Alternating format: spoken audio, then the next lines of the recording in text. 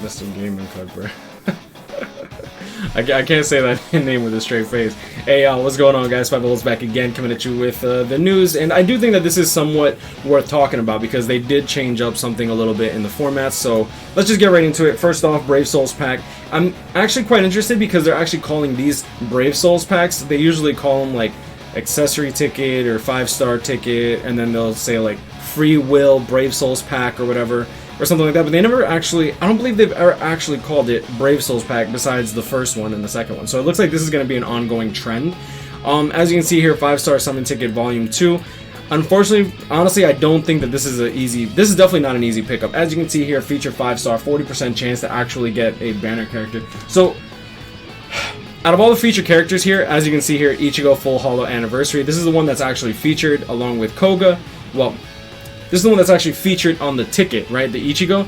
And as you can see here, you only have a 6.667% chance for $30. So honestly, this is an easy skip. Sure, you could potentially get Koga. Sure, you could get Cacao Society Byakuya. This is the Speed Byakuya, not Spirit Society Byakuya. Don't get it twisted. There's a lot of societies, and this is not the crazy OP one, right? Keone Sentaro's pretty mediocre. Mayuri's pretty mediocre. Salaporo's pretty mediocre. Honestly, unless you're a whale, you shouldn't even be looking at this. You have a better chance of actually pulling this Full Hollow Ichigo. I'm not even joking. You have a higher chance of pulling this Full Hollow Ichigo by subscribing to their pack for $30 than you do actually getting this specific ticket. Just because you get, what, 30 Brave Soul tickets, 30 Brave Soul tickets a month, and then you get the selector of a 5-star ticket. That doesn't really matter too much, and then you get the regular 5-star ticket, which you could potentially pull him from anyways, even though it's a bigger pool. Case in short, don't spend $30 on that. Just wait for the subscription. That way you actually have a special move source available to you. Now, going into this banner is actually quite interesting because when I saw it, I immediately wanted to see exactly what the rates were. Now, this seems to be kind of like the standard 1,000-year Blood War banner, though. 1, 6, and 11 are only going to cost 50 orbs. However, the rates are significantly lower than normal. Steps 5, 10, and 15 guarantee a 5-star character, but the rate for each character is significantly lower because there's actually more characters in the pool than the standard 12. So, going into it, as you can see here, Spirit Orbs, 50 orbs for a 3% chance, 150 orbs for a 3% chance, 200 orbs for a 4% chance, 250 orbs for a 6% chance. But steps 5, 10, and 15, what I do like though, is they changed this 6% to an 8% chance, so you actually have a higher chance of pulling a 5-star off here. And this isn't the split into 6% to 2% where one's featured and then 2% chance is premium pull. This is actually straight up the featured pull, which is good because the featured pool is actually very, very good. Now, step 16 you can do as many times as you like. I highly recommend you don't ever go past even step 5. Actually step 6, excuse me, because step 6 is the discount. Step 5 is, actually I like this better because now that I think about it, 1,000-year Blood War, step 6 is the guaranteed 5-star, which is usually pretty bad. Interesting, it smells like cookies. Alright. But either way, as you can see here, one's 5-star guaranteed with a free revival candle. Don't worry about the bonuses, you'll naturally accrue these bonus things anyways. But going into the actual pool, and the pool is what I really want to go over because these characters are very, very high value. And this might actually be worth it for some people. I wouldn't advise anyone go past step 6. If you do actually plan to summon on this banner, do not go past step 6. Do step 5, do 50 orbs for a guaranteed multi at 3% chance, and then whatever you get, just keep it at that. Anything else is going to be completely superfluous and probably not worth it. Riruka has been tossed out several times, and she's going to be marketed very heavily later on in the future. I do not doubt that Caleb will eventually come out with a banner called like the Link Slot potion banner, and then any 5-star you pull from there will be like a potion plus character. But that's probably going to be when we actually get one of each attribute. Kenpachi is actually really good, but we're getting a lot of really strong heart units. Not necessary. Byakuya is still one of the best power units in the game, if not top 3. I still think Shinji's better, but like we're getting a lot of power units that are actually still very, very good. So unless you actually desperately need these characters, I wouldn't really advise anyone go in. If you're free to play, this is an easy skip. I think maybe do the 50 orb multi just because it's 50 orbs. If you are new to the game, you're probably going to get your orbs back if you pull a 5-star. And yeah, so going into it, Ginrei, good for epic rates. Damn. Yeah, my bad. I took a shower before I went to went to record, and these strands of hair are getting in my eye. Oh my god. Alright.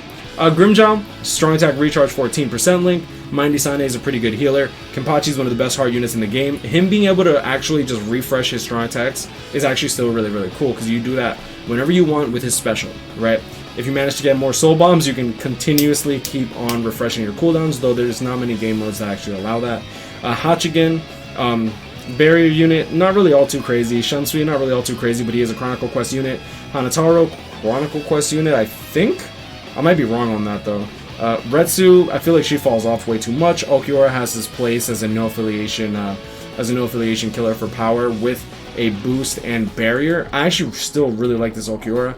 I don't think he's his top tier or anything like that, but he makes a viable candidate if you end up pulling him for Transcending. I wouldn't really max Transcend him, but if you want to just do that for the damage, the support that he gives with his boost is still really, really good. Kakao Society Momo is still a really, really good character with some crazy good range, considering that she doesn't have Havoc 20%, and she does have a charged third strong attack, which actually deals a good bit of damage as well. Ururu, I feel like she's kind of fallen off, but she's still one of the better healers for attack if you need that. Normal attack damage 25 link, strong attack damage 25 link, and honestly still one of the better mind units in this game that this game has to offer, just because he does have Havoc 20% along with Frenzy.